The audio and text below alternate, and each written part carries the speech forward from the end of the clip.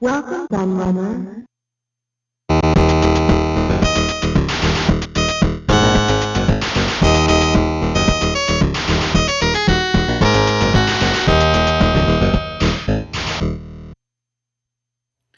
Hello everybody, Kieran OK the Laird here, and I'm back with a very cool and very special hardware review for you today. And those who follow my channel will have seen that I got this bad boy for Christmas from my wonderful wife. This amazing Dragon 32 boxed in pretty much mint condition, as you will see very soon. Yeah, there's a few rips and stuff in the box, but I'm not too worried for its age. It's incredible to see one in this kind of condition. And I must say this part first, actually, because it's really interesting. Is that I actually saw this on Facebook Marketplace locally, and it was an absolute bargain. The guy was selling it for 100 quid. And if you look what dragons go for online and stuff, that's like really good, incredibly good, in fact. I've watched a few on eBay over the years, and always I've got outbid on them, and all of the ones that I've bid on over the years were in much worse condition than this one. So I'm so pleased to have got this. But as I say, I saw it on Marketplace for 100 quid. Very local to me, couldn't believe it, messaged him, and he said that he'd already sold it. I was so gutted, I was so upset that it had gone, because I'd seen it quite quickly. I'd seen it within a couple of hours of it being listed, and yeah, I was absolutely gutted. And I showed it to my wife, and she was like, oh god, that's really bad. If you messaged him, she played along and said, if you messaged him and said that it's that you'll you still want it if the other guy doesn't, stuff like that. Oh yeah, I've done all of that. I said how gutted I was and all this kind of thing. And I really wanted it, and he was sorry and all that, all that jargon. But yeah, she had actually bought it. She was the person who had agreed to buy it already, and she'd already agreed to go after work that day and get it.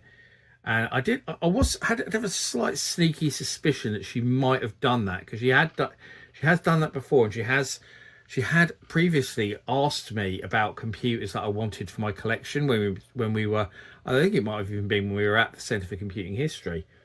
And I'd obviously mentioned the Dragon. She'd obviously remembered, so very well remembered, and very well done on her for snagging it. When I saw the parcel on Christmas Day, as soon as I saw the size of it, I thought, yeah, it's got to be the Dragon, isn't it? And then I unwrapped it, and I knew I was right. But I was so pleased, so happy that she grabbed it, because it's wonderful. And we'll go around the box and have a look, and then we'll go over the computer as well and talk about that a bit more. So obviously that's the first. The box is huge, as you can see. It barely fits on camera, hence why you can see part of my window behind here and not just background.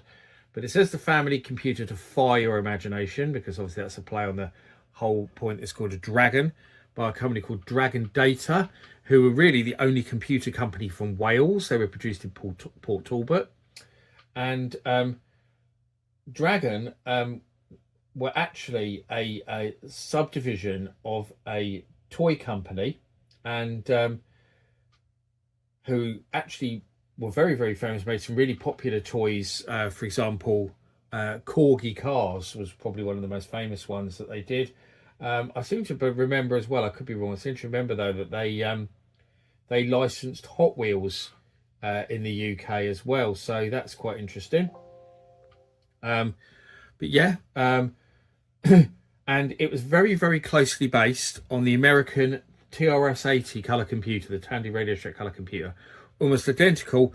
And the reason why that was, they didn't license from Tandy, they actually licensed the design from Motorola, because, as I will mention in a little while, it has a Motorola 6809 CPU, which is very different to other computers of its time.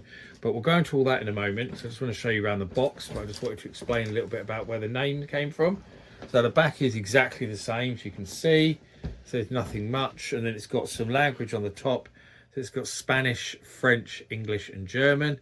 So it says advanced 6809 microprocessor, powerful 32K of RAM, extended Microsoft Basic, professional quality keyboard, free basic training manual, 9-color display, 5 different resolutions, up to 256 x 192, sound and music capability, uses your home TV set, uses a standard cassette recorder. So that's got all of that information on there. This is 32K, obviously hence Dragon 32. There was also a Dragon 64, which had 64K.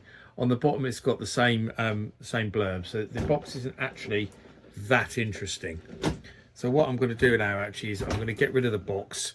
I'm going to show you the computer and what was in it. I do actually want to mention all the polys, styrene was in there as well. So I've got all the poly that went in there in really good condition as well.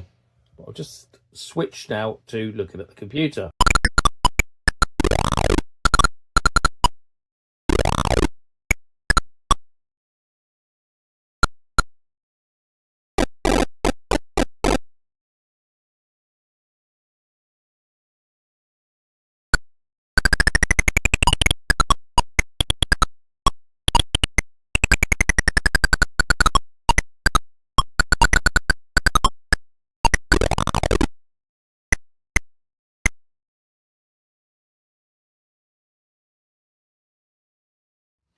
So here we are with the Dragon 32 itself, as you can see. We'll look around the computer in a minute, but I'm just going to show you some of the other things that I've got in the box. Everything, I just want to mention, was still in its plastic bags as well, in the original plastic bags. Everything came like that in the original plastic bags, which is one reason why it's in such good condition. So, and in this secondary bag, which had leaflets and stuff in. Oh, look, it's even got some little things for cleaning with. Oh my God, a little cleaning kit. I didn't notice that before, I have to say. We've got a guarantee there from Sharp Electronics. I'm assuming they had something to do with the distribution or manufacturing or something. But yeah, so we've got that. What's this little leaflet? Look, Dragon Data final packaging specifications. This is literally a checklist that some guy in the warehouse in Port Talbot, as I said, there's the address, went down to check everything was there. So it's got the computer with the poly bag, documentation, transformer, coaxial lead and cassette lead. Signature MF. Cheers MF, you did a good job. Everything's there. I wonder how many people have that checklist. Really, really cool. And then I have this as well, which is just a little leaflet advertising the Dragon disk drive unit. So this is disk drive unit. Looks very nice, doesn't it? Indeed. And it's got disk commands. It's got all the things that the disk drive can do, and a little bit about it in terms of its specs. So it uses 5¼ inch discs, single-sided, double density, 40 tracks, blah blah blah. So it's even got the weight and dimensions of the disk drive there. So if you wanted a disk drive, you've got some information about that. If you didn't want to use cassettes, the Dragon could use cassettes, as I say, and it does include cassette cables with it. So here's our cassette cable. So that plugs into the Dragon itself, and then you've got your standard mic and ear sockets for your cassette recorder to plug into any regular normal cassette recorder. A bit like the Spectrum could use any cassette recorder, so could the Dragon, which is rather good. The other thing we've got in the box is 2 joysticks. So these joysticks are really weird. They're analog joysticks, as you can see. Very, very strange indeed. You kind of hold them like this. Well, actually like this really, because I'm right-handed. So you can either use it like that as a thumbstick. Years before the N64 thumbstick, I mean, you can use it like that and do that. So you can actually use it as a one-handed joystick. Or obviously you can hold it and use that, and that's the top's just come off there. But you can do it that way, which is actually my preferred way of doing it. I do it that way. I suppose you could hold it sideways as well if you wanted to, if you're a bit weird. But you've got this weird little fire button on there, which is almost just like a little switch. Very industrial kind of design, isn't it? But the joysticks don't center, which is annoying. Makes the games a bit strange to play at first, having a non-centering joystick. It's very unnatural, and it's got quite a long amount of movement in it as well. I've got 2 of those. They both work perfectly, and to be honest, they barely look like they've been used. So both of them in there. One thing that is missing though, annoyingly, is there is no basic manual in there, which I assume is supposed to be in there because it says it is, but the basic reference manual is missing, unfortunately. So I must try and acquire one of those off eBay. I did mean to have a look actually, and then totally forgot about it. But I remember spotting that when I got it and thinking, oh, I should do that. The original power brick is here, which is plugged in because I'm going to show you it all working in a bit. It's very hot, but it's the original Dragon power supply. And I was shocked that it worked because often when you buy these old computers and stuff, the power supply is usually knackered. They don't usually work at all. So I was very, very, very surprised to see that. One other thing I do have, I'll just show you quickly, is I do have a cartridge for it. Because I say it can use tapes, discs or cartridges. And I bought a game on cartridge here, Starship Chameleon, because it was the easiest way to test it. Without boots into basics, I could test it that way. I did want to have a game so I could play and show you.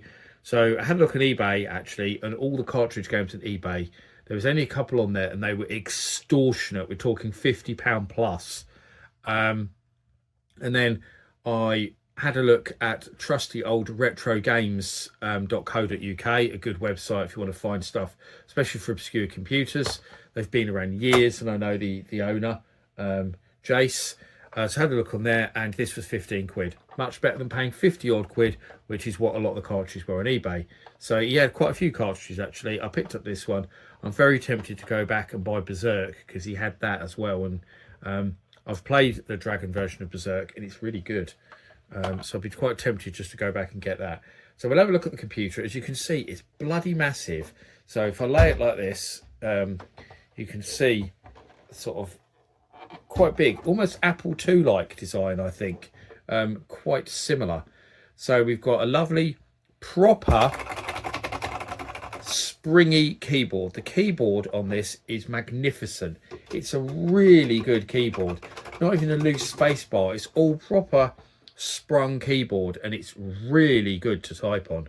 Really good indeed. The only bad thing about the front of this is you might be able to see, but the label there, can you see that is got creases and ridges in it. It's not stuck on properly. And I've never seen a Dragon that doesn't have a label like that. Every single one I've ever seen, the label is like that. Even if you do a Google image search, you'll see all the Dragons with labels like that. I suppose you could reapply it, but yeah, it's a strange thing that their labels either weren't stuck on properly or they somehow do that over time. I don't know, but it's a very strange thing that they use stick-on labels rather than a embossed logo like most computers did. And these stick-on labels are always wonky. This is slightly wonky. It's slightly up at that end. It's slightly not in the groove as well, slightly off. You can probably see that there. So yeah, not quite straight or stuck on properly. Very, very strange, I suppose cheap, but yeah. On this side, we have a TV socket, a reset button, 2 joystick ports, irregular. They're not Atari type, as you can see, because they're analog joystick ports. And our tape one, which is in the middle, strangely. There we've got one of our expansion ports. I think that's actually for plugging in the disk drive, probably. And then on the back there, we've got, where's this trans supply? That means transformer supply. I thought that was weird terminology to use on the back there, but that's the power supply. And weirdly, that does look like an Atari joystick port, doesn't it? So really strangely, the power supply is like an Atari joystick port. I wonder how many people looked at that and thought they could plug a joystick in there. On-off switch, monitor sockets. You can use it with a monitor as well as with a TV. And actually, you see it's quite bulky. So that was, you could slide it in under a desk with a kind of monitor on a shelf above. And they actually did make a later version of the Dragon that you could actually sit the monitor on top of it, the Dragon 200, a Spanish one, which I'll mention in a moment. And then we've got on the bottom Dragon data, obviously my serial number, only used with power supply supplied. The label still looks immaculate, doesn't it? On the back there, we've got some nice rubber feet at the top and bottom. That's the brake seal to invalidate your warranty. It's not been broken. And the only other thing to show you is that big cartridge slot on that side for plugging our cartridge games into.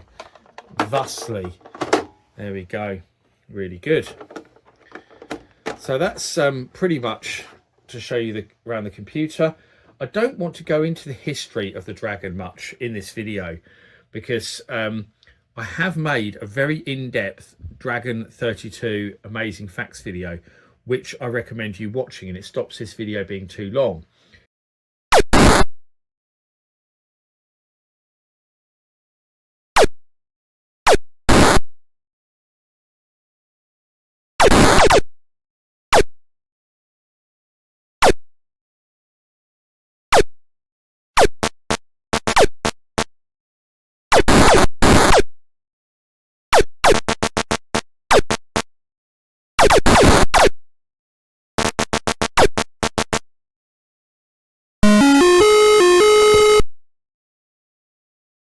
But I will cover off some of the basics because I think it's kind of relevant to this video.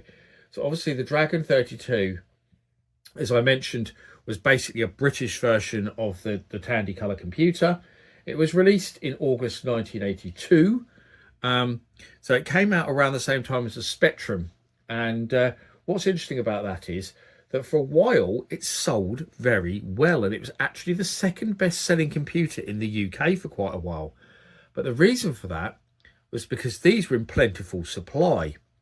Whereas Spectrums, when they first came out, everyone wanted them and they couldn't make enough of them.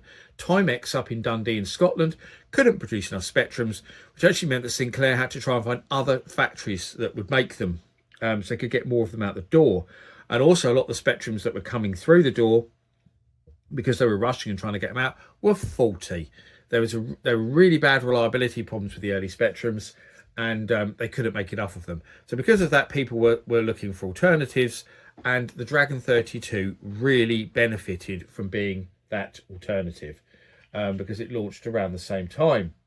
And it was also fairly cheap. I think it was a bit more expensive than a Spectrum, but people would have been attracted to the fact you had a proper keyboard, which the Spectrum obviously didn't. It looked like a proper computer. It was big. In fact, in many ways, it actually looks quite a lot like the BBC Micro, which was the Spectrum's main competitor, I suppose, at that time. The BBC Micro came out before the Spectrum. But I think if people would have looked at this next to a BBC Micro, which would have been the other machine it was obviously trying to compete against, it looked similar size, so you felt like you were getting a lot for your money. Also had a proper keyboard, also had 32k of RAM, colour graphics, etc. But this was considerably cheaper than the BBC, considerably so. So you would have been like, yeah, okay, this seems like a good bet if you were trying to sort of save a bit of money.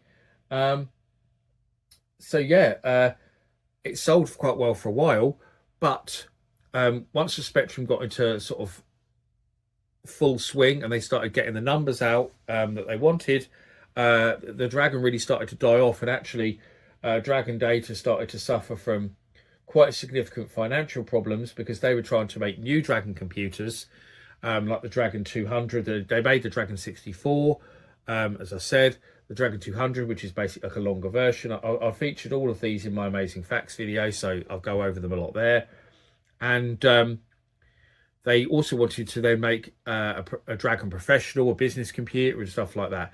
So there's all these plans to increase the range, but then it kind of stopped selling because of the Spectrum, and then the Commodore 64 came along. And the reasons why it stopped selling, I will go into very, very shortly. But because it stopped, because of these financial problems, it caused them to basically, they went bust, and they were bought by a Spanish company. And that Spanish company then, Eurohard, shut down Dragon Data in Wales, moved all production to Spain, hoped to relaunch it, and it didn't really go to plan, and the computer they went bust and it just died out completely. Wasn't a very successful venture for them either, and people kind of forgot about the Dragon. It was dead within, a few years of its release, sadly. So what was interesting about it was that inside the Dragon is a Motorola 6809 CPU.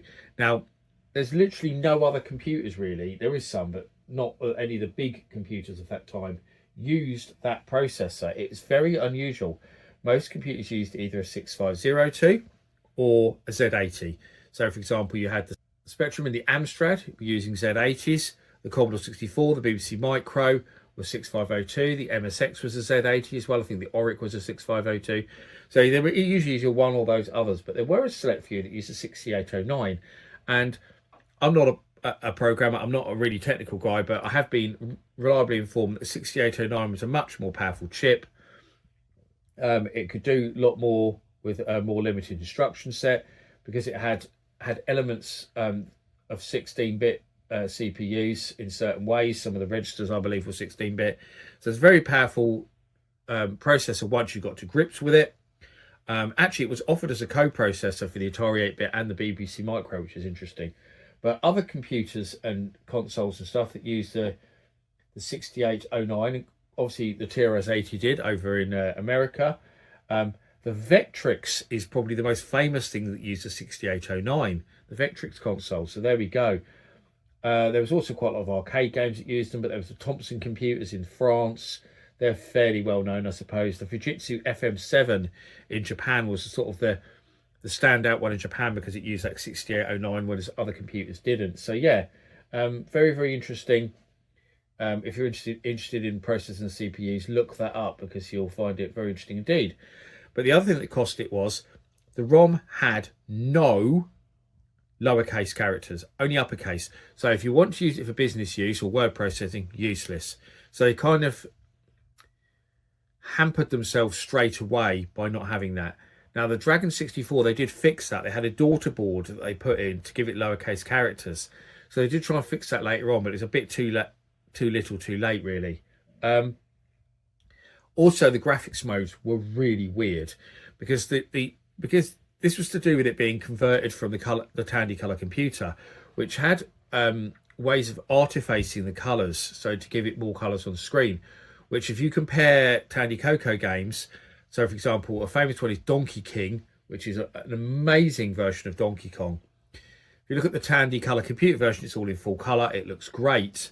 But if you look at the Dragon 32 version, it doesn't look so great. You can either play it in these weird color sets, which is like green and blue and red, or these weird pastel colors. You had one or the other. I'm trying to think, remember what they called them, blush colors or something they called them. And you couldn't do this nice kind of full color display. You only had the monochrome or these two weird color modes, and that was where it really fell down. And also the resolutions were very low. So 4 colors, you could do 8 colors with 64 times 48. So that's basically a text mode. So terrible. No good for games really at all. Then you had a 4 color mode, which is what was generally used for games, which was 128 times 192 resolution. And then you could do monochrome in 256 times 192. So that was actually the same resolution as the Spectrum. And it only had a 1-channel beeper for sound as well. So the sound was pretty rubbish, which caused, it caused a lot of issues. So the games obviously didn't look so good because you had these strange color choices, which caused a lot of problems. So, I mean, people always sort of associate it with it's green, because when you booted it up, the basic is in green, as you'll see when I actually get it going later on. But yeah, very, very strange setup this computer had, and I go into a lot more of that in the Amazing Facts episode that I already spoke about. But that's the computer really, and that's what it was about. And it could do some games well when you know they programmed right. They often performed very well. They'd be fast, they'd be very playable, but they just looked weird and didn't have great sound. So those were its failings really, and that's why it fell behind the competition very quickly, because it looked all right when it came out, but once sort of the Commodore 64 and MSX and Amstrad CPC and these newer computers came along, it looks very, very dated indeed. It couldn't keep up with those, or even the Spectrum, to be honest with you, really. And it fell by the wayside. But what I'm going to do now is I'm now going to switch this, and we're going to get the TV and the Dragon. I'm going to show you it working, which is very, very cool indeed.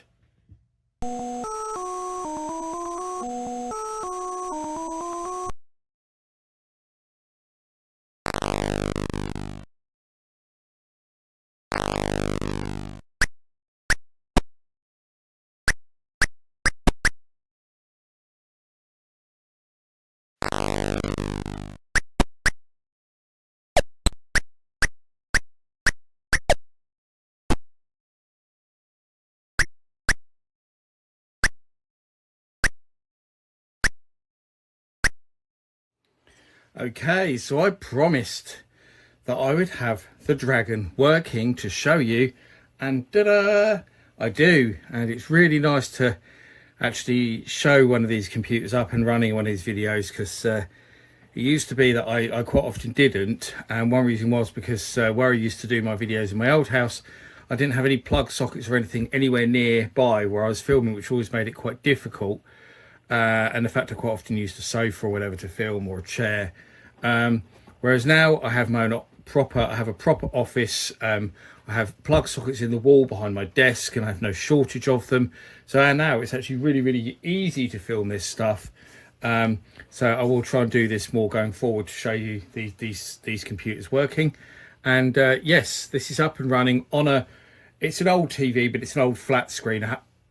I couldn't have got an actual proper CRT. I own 3 CRT TVs, but I literally couldn't have got one on this desk with the Dragon as well, because the Dragon is so huge, and obviously the old CRTVs I've got are so huge, it would have been really difficult. But it comes out okay on this flat screen. The picture's not perfect, but it's reasonable enough. So everything works fine, as you can see. So I can type the old basic commands. So I can print there.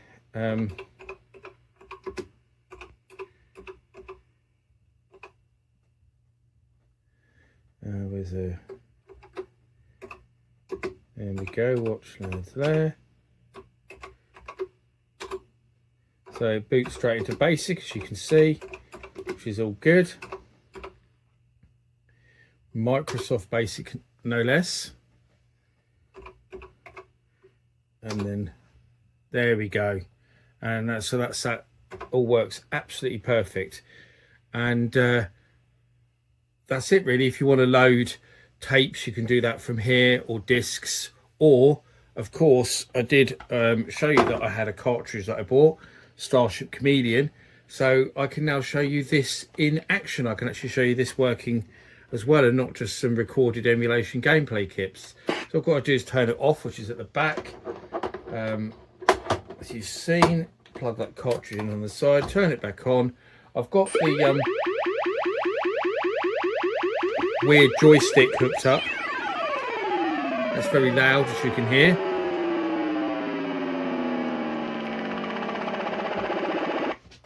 This is quite a strange game, actually, it has to be said. Very, very weird game indeed. So we will get this going. So I can press 1. It looks like a cat's going to jump up and have a look in a minute. So see if she does. So 1 there. So the game starts. So you've got this little character hero moving around, and you'll see there's some red aliens at the top dropping white and sort of mauve missiles. So what you've got to do is, if you press the fire button, you change colour, but that's purple. Now if I change colour, I change white, it's going to catch the white missile.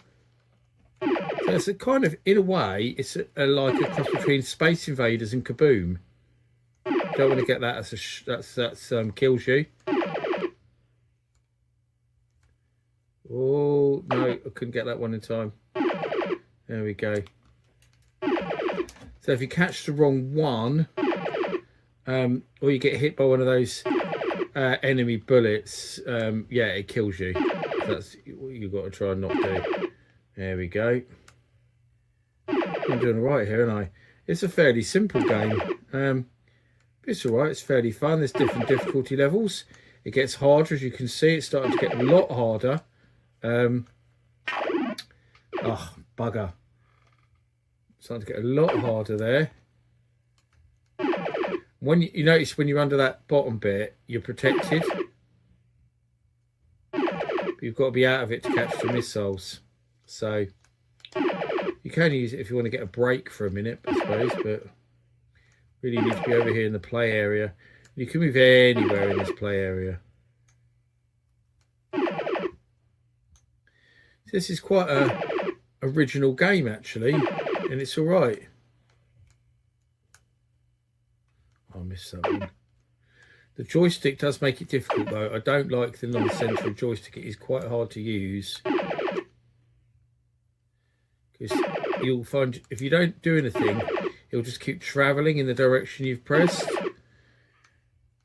But there you go. You get the general idea of this game, I'm sure.